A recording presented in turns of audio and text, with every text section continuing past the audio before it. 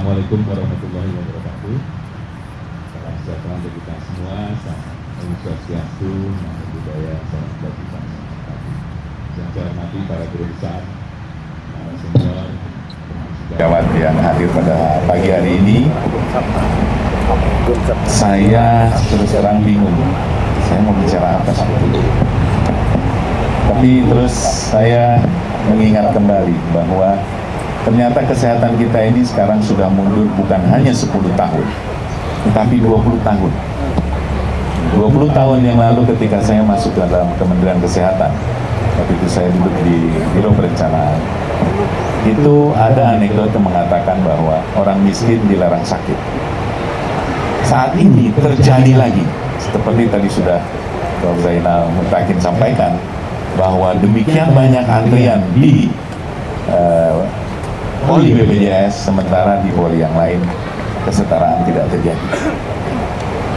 Jadi dulu ketika saya masuk ke Kementerian Kesehatan, itu dengan cita-cita bahwa bagaimana kita meluruskan, dan saya mendapatkan filosofi pada saat itu adalah bahwa untuk keberhasilan pembangunan kesehatan, kita harus mendidik masyarakat mengerti betul apa itu kesehatan, sehingga kita menjalankan program-program kesehatan itu dengan mudah, karena masyarakat mengerti sendiri dan masyarakat akan menjalankan kesehatan itu dengan sebaik-baiknya. Sama seperti apa yang disampaikan oleh Ki Hajar, yaitu Ingarso Suntulodo, Ingmadia Mangunkarso, Tuturi Handayani, maka masyarakat itu akan Tuturi Handayani mengikuti pemimpin-pemimpin di bidang kesehatan untuk dapat melakukan bagaimana kesehatan itu seharusnya. Nah, inilah yang sebetulnya cita-cita kita. Namun demikian, beberapa rekan-rekan sejawat semua sudah menyampaikan keluhan masyarakat mengenai kesehatan. Ternyata Bapak Ibu sekalian, di dalam Kementerian Kesehatan pun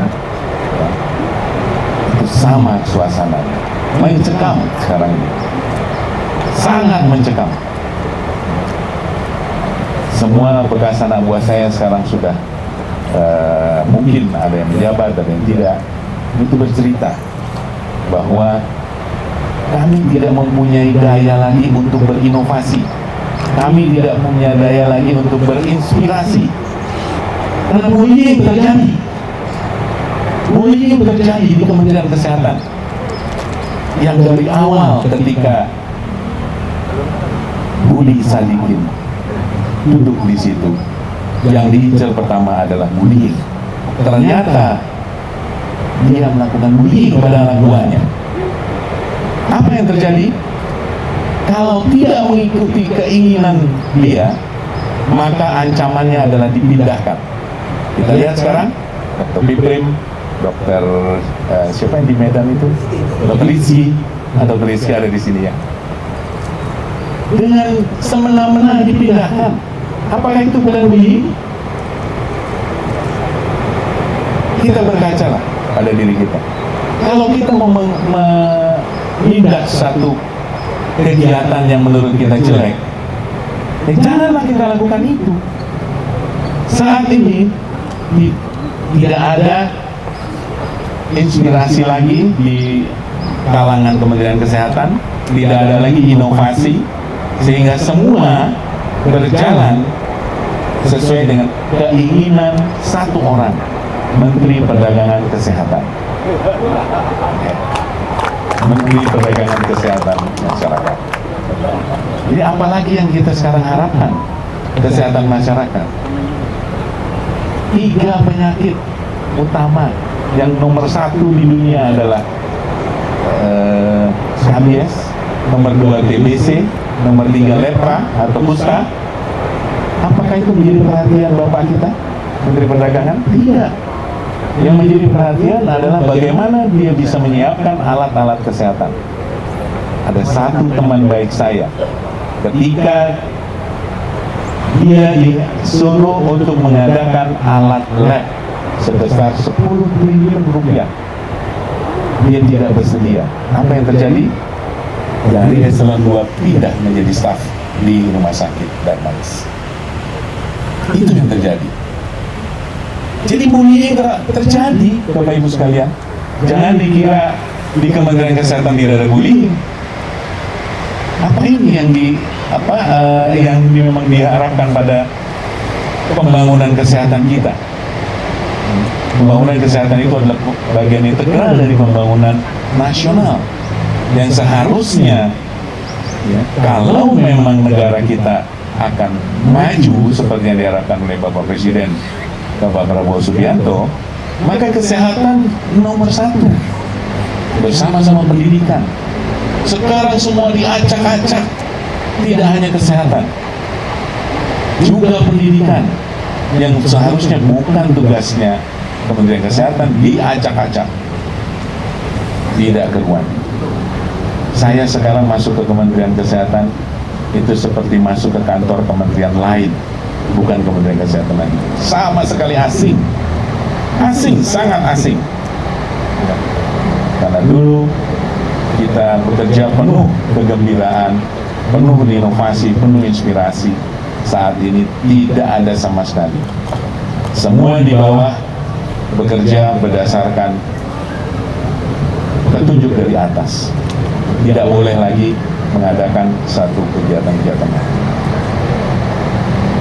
Seperti tadi Prof. Zainal sampaikan, rumah sakit vertikal dulu ketika saya masuk itu, menurut saya adalah rumah sakit pemerintah yang harusnya menjadi contoh, di mana peralatan disiapkan, SDM disiapkan, sehingga masyarakat bisa berobat dengan tenang.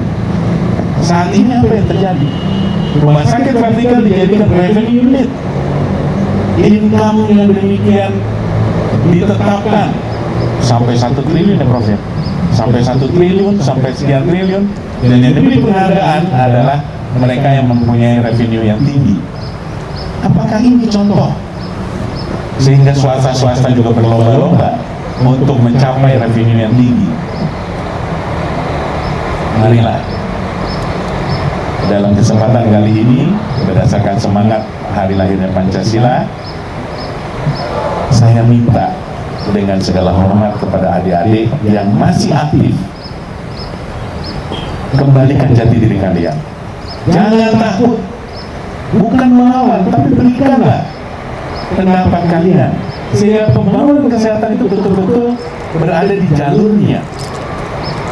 Jangan seenaknya saja dikacau-kacau dengan kebijakan yang penuh kebohongan, penuh dengan intrik. Guru besar kemarin sudah, dekan, bukan guru besar, dekan sudah menunjukkan sikap. Ketika diundang oleh Menteri Kesehatan, mereka tidak datang. Karena apa pengalamannya? Ketika mereka datang, mereka menjadi tameng Menteri Kesehatan bahwa saya sudah bicara dengan dekan. Padahal yang terjadi adalah kebijakan dia sendiri yang dimajukan. Dan itu sudah terjadi berkali-kali. Oleh karena itu, jangan kita tertipu lagi. Ya. Memang rejim yang lalu itu rejim penuh tipu-tipuan. Ya. Jadi jangan kita ikuti sekarang.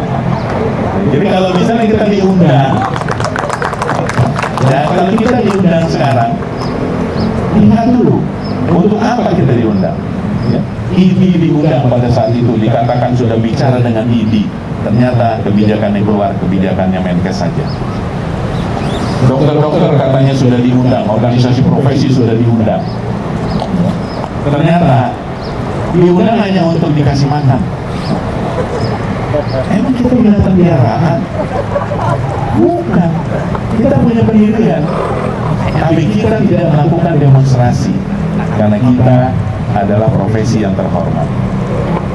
Kita profesi yang terhormat yang melakukan perlawanan bukan dengan demonstrasi, tapi dengan pemikiran seperti tadi yang disampaikan Dr. Abidin, Prof. Zainal Mutakin. Jadi saya sekali lagi menghimbau pada adik-adik yang masih aktif, terutama di Kementerian Kesehatan, baik itu di rumah sakit vertikal ataupun di Kementerian Kesehatan, untuk kembalikan jati diri kalian. Jangan takut untuk berkata-kata, karena apa yang kalian pegang sekarang itu adalah amanah dari Allah SWT. Sila pertama Pancasila kita. Karena itu akan dipertanggungjawabkan nanti di atas setelah kita tidak ada di dunia ini. Demikian bisa saya sampaikan, mudah-mudahan menjadi inspirasi untuk kita semua. Adik-adik, kembalikanlah jati diri kalian. Terima kasih. Billahi taufiq wa hidayah. Wassalamualaikum warahmatullahi wabarakatuh. Waalaikumsalam.